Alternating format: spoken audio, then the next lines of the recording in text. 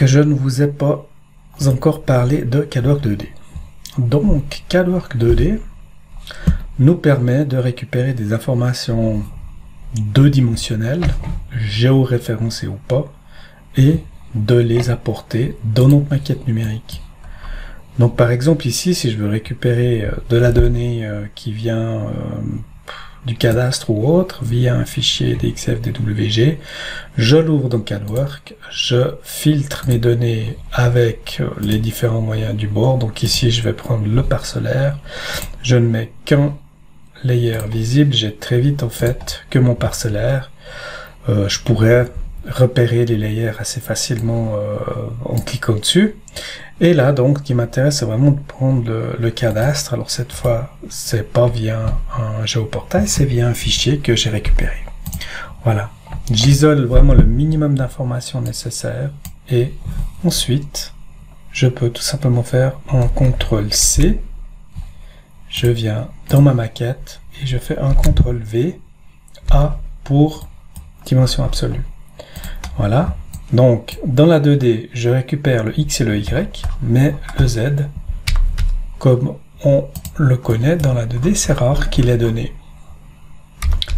Voilà.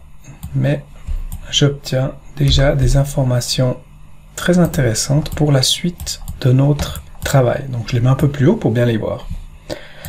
Donc, dans le 2D, si on vient mesurer, juste pour comprendre, mesurer coordonnées globales du point, eh bien, nous avons le X, le Y et le Z qui lui a été laissé à 0, ce qui est normal.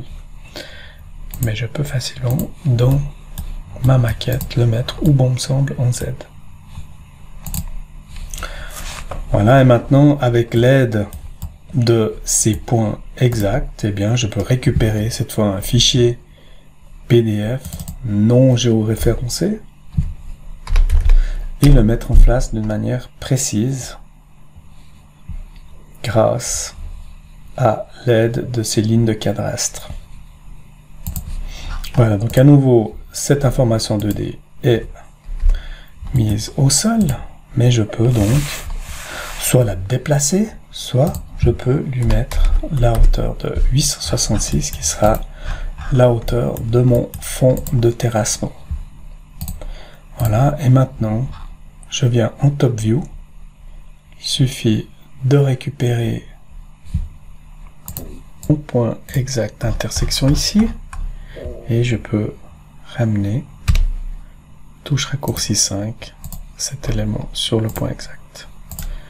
Il aurait été également possible de le tourner avec la touche 4 s'il aurait fallu le pivoter quelque peu.